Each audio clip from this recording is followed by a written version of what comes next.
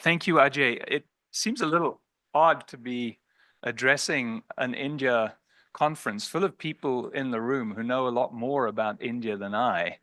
And the topic I've chosen to speak about, which is to bring the trade troubles or the tariff tantrums or whatever you may want to call it into relation with India's development story, is one that both Sanjay and Arvind would be much better placed to talk about. And you had many questions of them. So I kind of feel that you're a little bit cheated by having to listen to me. And on top of that, waiting for your lunch while I do so.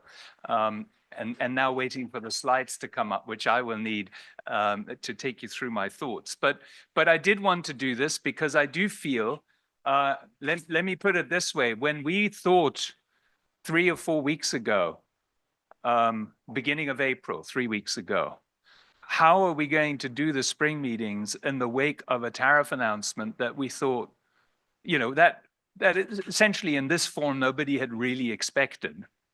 Our first reaction was, this may well tip the global economy into at least a downturn, possibly worse. And that all of our clients would come to Washington with a grave frown on their face and a lot of concern, asking for help, immediate financial help to face a global downturn and help to deal with that situation. And interestingly, in the conversations, that's not really what's happened. Instead, what people have said, yes, we recognize this is difficult, but actually, relatively speaking, the tariffs on us are not as high as on some other countries. There seems to be room for negotiation. Let's use this as an opportunity for us to reposition ourselves. And so it seems that the message, while one of concern, at least as much, is also a message of opportunity.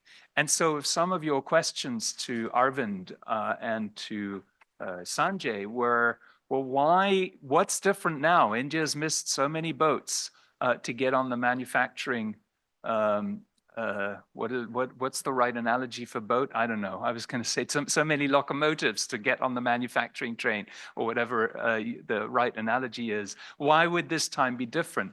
I do think that the combination of a reshaping of global value chains that was already happening and the imposition of tariffs, or at least the uncertainty that this has created, may provide momentum for this to be the moment where India grasps the opportunity and does reposition itself. And if my slides were showing, then I would tell you that I'm going to try and say what I now said in a little bit more elaborate form along 3 questions. The first of which is, what is the immediate impact of the tariff shock and the uncertainty in the global economy on the global economy, and as a result on India? And the second question is, what's the opportunity for trade resulting from this situation for India? Where is India currently positioned? And I would show you some charts that show that India is actually quite well positioned, because unlike other countries, it's not particularly exposed to any one country. It is already quite diversified. And then the third argument I would make, it's great to be diversified, but when you don't trade a lot, there's not much gain in that, right? So if you combine this diversification and a relatively traditional political non-alignment in a geopolitical sense, a fair degree of strategic autonomy, as we in Europe would call it, then if you implement a policy of negotiating market access with a wide variety of partners, this actually could be a very advantageous position from which to go into these negotiations, because you're not particularly exposed to any one of the partners with whom you're going to negotiate, which means you have an equal amount of leverage, and while you're negotiating with all of them at the same time, you can say, this, that, and so you can start actually getting into an interesting negotiation. I think some of that is going to play out in India's approach to trade negotiations with the United States, which the Europeans are going to watch very carefully. And so we're interested to see how this develops. And that's basically the argument I wanted to make. It's hard to go into more detail without showing the slides, which my colleagues have very ably prepared. So we'll see if this can be solved. Otherwise, we'll just open it up for a general discussion on this topic. Since I'm sure you all know the data reasonably well, you know, maybe there's no need for me to show you the details. But it seems to be coming back. So I'm afraid you're going to have to listen to me for a bit longer before you can go into the questions. Very good. So the three questions I already told you. This is what I want to talk about. So what's the growth outlook for India? These charts will not surprise you. Nonetheless, they're quite graphic. They show how consensus forecasts for the major economies around the world have been downgraded, with a huge downward adjustment for the US, significant downward adjustment for China, somewhat of a downward adjustment for Japan, and Europe was already a bit in the doldrums, so not much of couldn't get a lot worse, but it still got a little bit worse. And on the right-hand side, you just see how that's correlated with the dramatic increase in trade policy uncertainty, particularly. I could have put a chart on financial market volatility. It would show you the same thing. And if you think that growth prospects are driven a lot by investment, then one thing that investors don't like is uncertainty. And so that's exactly what we're seeing. What this means for our region is that we have significantly adjusted our forecasts. We've adjusted it downward for India by about 0.5 percentage point, and that translates into a downward adjustment for the rest of the region as well. South Asia and India will remain the fastest growing large economy in the world, and South Asia will remain the fastest growing region among the regions as divided up by the World Bank, which some may consider somewhat arbitrary, but since I'm responsible for the South Asia region, this is the statistic I care about. It's still looking comparatively good, but you can see how the difference between India's growth rate post-COVID and the growth rate of other emerging markets is shrinking very rapidly. And so what we're seeing, even if we discount the shock of the current trade policy uncertainty, is India reverting back to the sort of 6% range of economic growth, which is really not compatible or not consistent with the Viksit Bharat goal of becoming a high-income country by 2047, which would require an acceleration of economic growth of around 2 percentage points on average over the next 25 years. And that means, since growth tends to accelerate as countries get richer, it would require an acceleration of perhaps a little more than that over the next decade. And that's really India's challenge, but it's also India's opportunity if it grasps the moment. So that is what I want to talk about now. What is India's untapped trade potential? And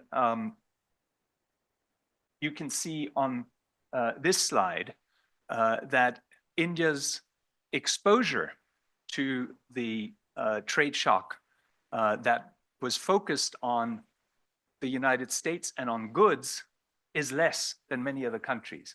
First, India trades a lot more services than, for example, Brazil and China. India, you could see this here on the left chart, the relative share of goods and services in India's trade. As we know, services have not been affected by the tariff decisions. You could see it in the middle chart when you break this up by business services, where India has a strong share, electronics and machinery, and agricultural and mining. Again, you can see how India is significantly less affected by the shock because the composition of its exports is less. And when you look at the diversification of markets, which is the far right chart, you can see that both in goods and in services, India trades with quite a number of countries, but particularly when you look at the goods trade, its exposure to any single market is much less than, say, Brazil or China or other emerging markets. And when we look at this chart, there's a different way of showing essentially the same statistics. So on the left-hand side, you see the concentration of exports by markets, where we use the standard deviation of exports to a variety of countries as the measure of concentration. And if you have a perfectly equal, diversified trade basket of trading partners, then the standard deviation should be 0, right? So lower is, in this case, more diversified. And you can see how India is more diversified, certainly by a significant margin than Brazil in goods, and roughly equal to China in this regard. And then in the middle, you see the same chart again by goods and services and goods only, and you can see again that India is significantly less concentrated, and as a result, the shock is felt less acutely if a particular trading partner changes its trade policies abruptly. And then on the far end, you can we've taken a different representation of the degree of exposure to trade uncertainty or to geopolitical shocks. Basically, this is work that Francisca and Sheikh Ayar have done together, where they look at a measure of geopolitical alignment to see how exposed are you to geoeconomic shocks that come from the political sphere. And the typical measure that people use is voting patterns in the United Nations. And you can see that India lines up in its geopolitical stance pretty much in the middle between, well, a little closer to China, surprisingly, although if you think about UN voting patterns, you could see why that might be.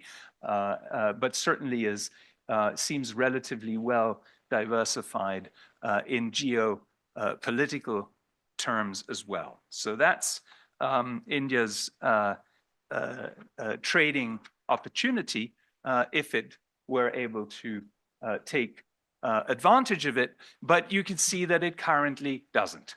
And these are charts that have been shown many times before. This is exports as a share of GDP. This is FDI inflows as a share of GDP. And you can see how the South Asia region falls below the interquartile range, i.e. is in the bottom 25% of all emerging markets, both on exports and on FDI. On FDI, India just makes it to the very bottom of the interquartile range, but it's still not a particularly impressive performance.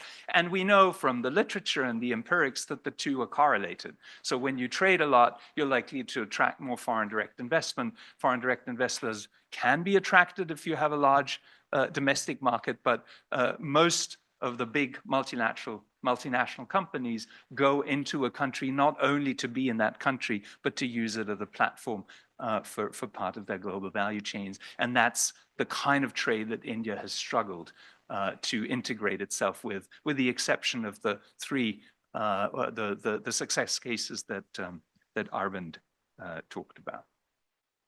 So finally, what are India's policy options to address the challenges that I showed you in the last slide, and as a result, realize the opportunities that come with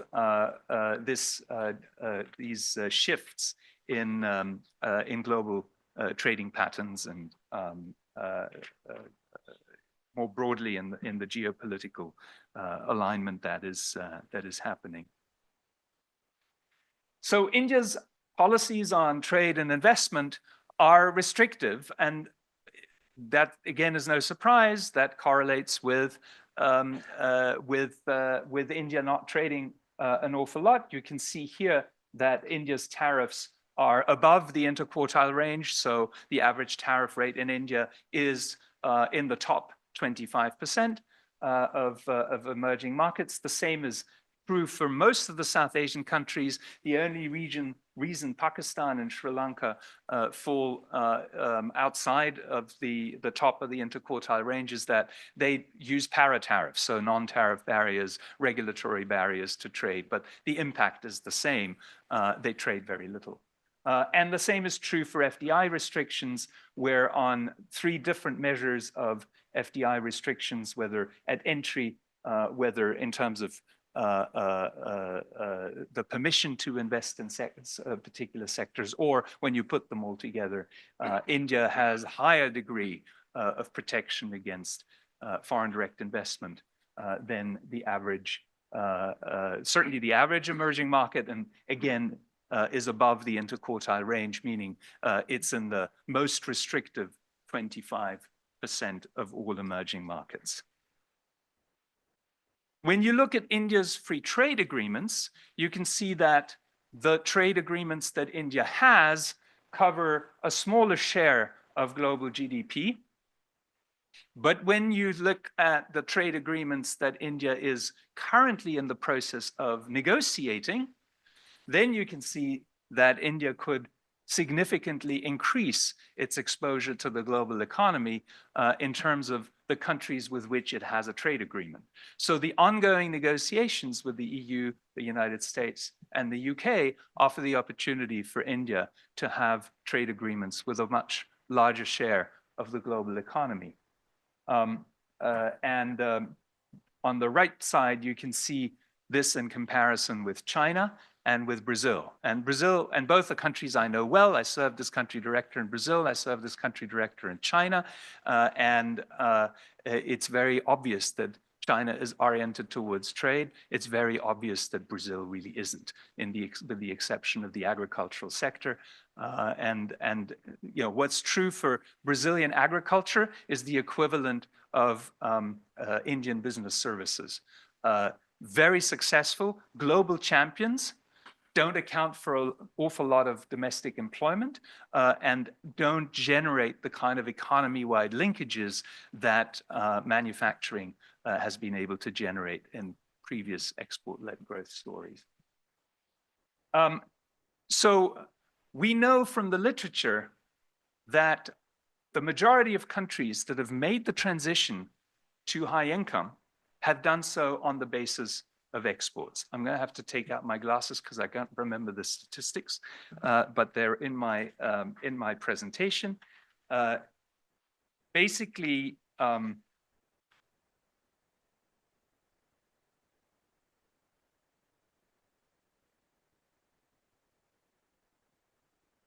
can't find it now, but it's something. It's something to the effect that the average trade to GDP ratio in countries that have made the transition from lower middle income or upper middle income into high income is about 25 percentage points above the trade ratio to GDP of countries that have been stuck in the middle income trap. Whether you believe in the middle income trap or not, there's a pretty high correlation between countries that have made it to high income and countries that have been highly integrated into the global economy through trade and investment. And so we know from the past that trade is good for growth. The question is trade bad for employment? And some of the reversals that we've seen in the support for trade in this country or in other advanced economies doesn't come from the fact that people have questioned whether it's been good for growth, but have questioned whether it's good for people. Whether it affects employment negatively. And when you look at the literature on that, it's much sparser than the literature linking trade to economic growth. But the studies that we could find on balance still suggest that the positive impact of trade outweighs the negative impact at the national level, at the country level.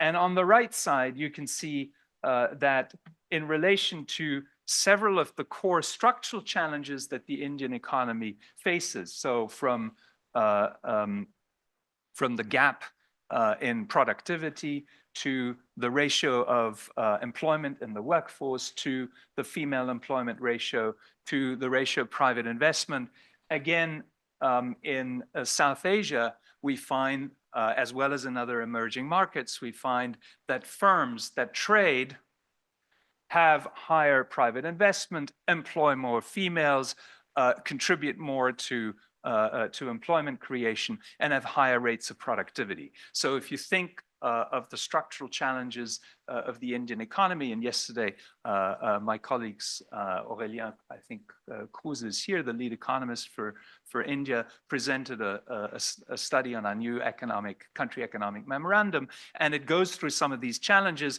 and from the literature you can link them back to the extent to which companies are involved in trade and global value chains. So on aggregate, trade would be good not just for growth, but would be good for employment and job creation, which is links to the theme that we have emphasized at the spring meetings on the challenge of job creation. Well, I would link that to the opportunity that the current environment provides for taking policy measures to address some of the factors that would help overcome that challenge. That doesn't mean that you're not going to have sectors or states or districts within states that would be negatively affected. And I think one thing that we do learn from the experience, for example, in Brazil with the trade liberalization in the early 90s, the work that David Autor and others have done on the United States, is that these effects tend to be fairly concentrated and they tend to last for a long time.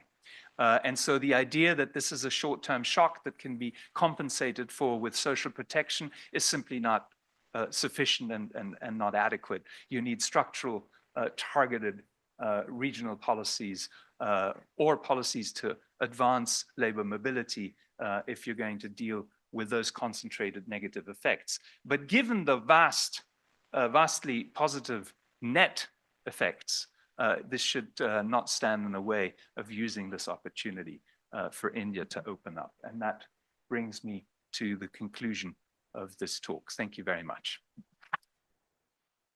A question. Could you introduce yourself? I was just, it is J.P. Hogan. I write about politics. You brought up tariffs, but with Trump energy policy and his desires to fight inflation, you probably would want to see gas and energy costs come down, U.S. become a low-cost provider. If he could get the gas back down to $1, how does that figure across a lot of his thinking? Because he's maybe raising costs, encouraging people to be like India, make India first policies. But how does it work with the energy? Have you studied that side of it? Would you like to take one by one or take a few? Let's take a few. It'll Yeah. probably be more efficient. Thank you. The United States is one of the few countries that India has an actual trade surplus with. And one of the key issues in the Trump administration's negotiation is to reduce this surplus or the U.S.'s deficit with India. If this, if India's trade surplus was with the U.S. was to shrink, what kind of issues could that create for India's current account balance and larger trade deficit with other countries as well? How sustainable would that be? One more? Yeah, there.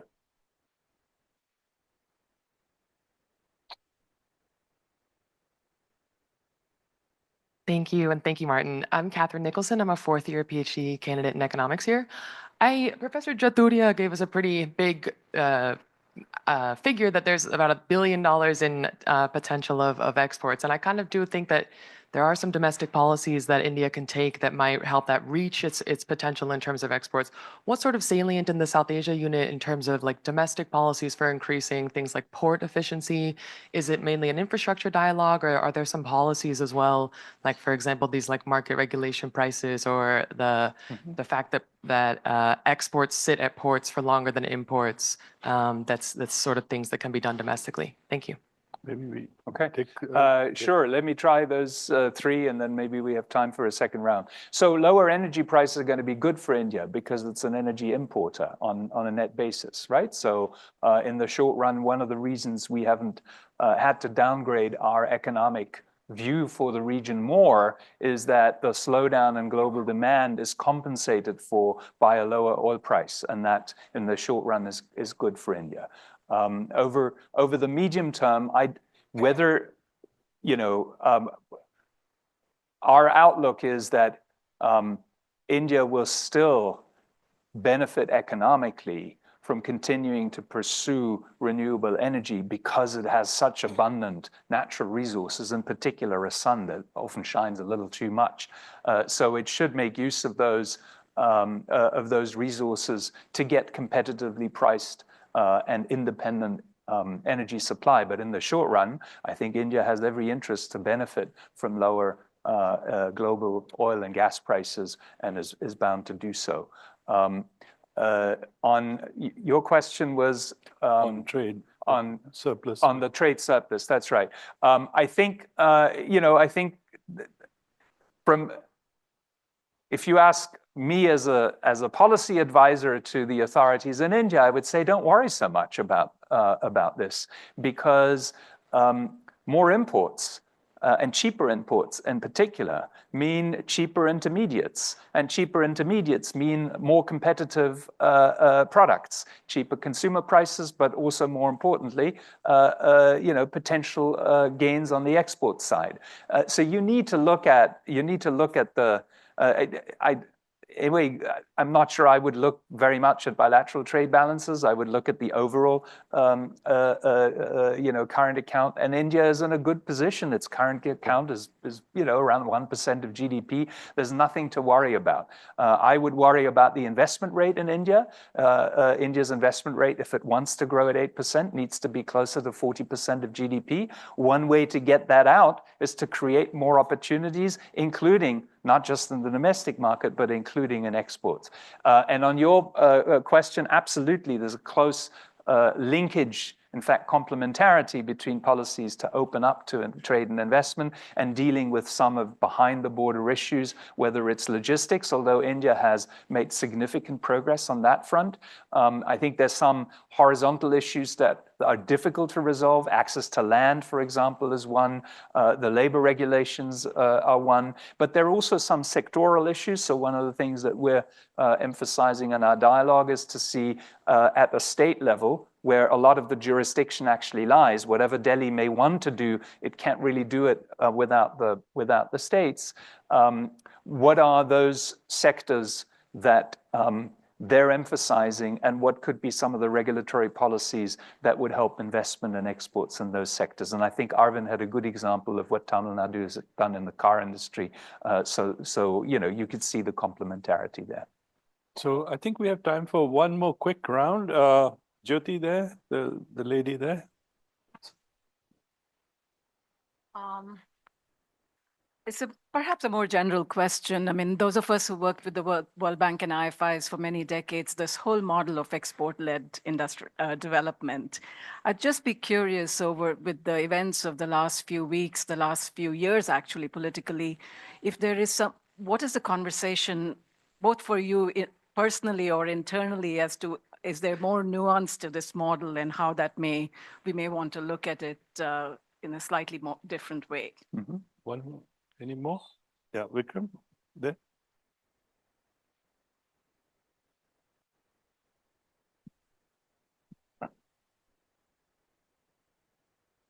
Thank you very much. So in this session, and so Vikram Nehru from Johns Hopkins University.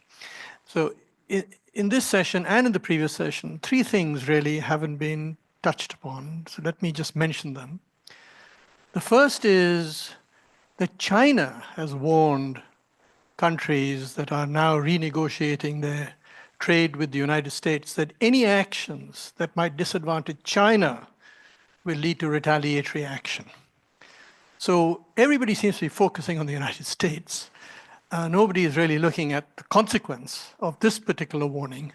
And how would you, in your discussions with the Indian trade, with the Indian delegation, change, or how will your advice be nuanced given this particular warning that's come?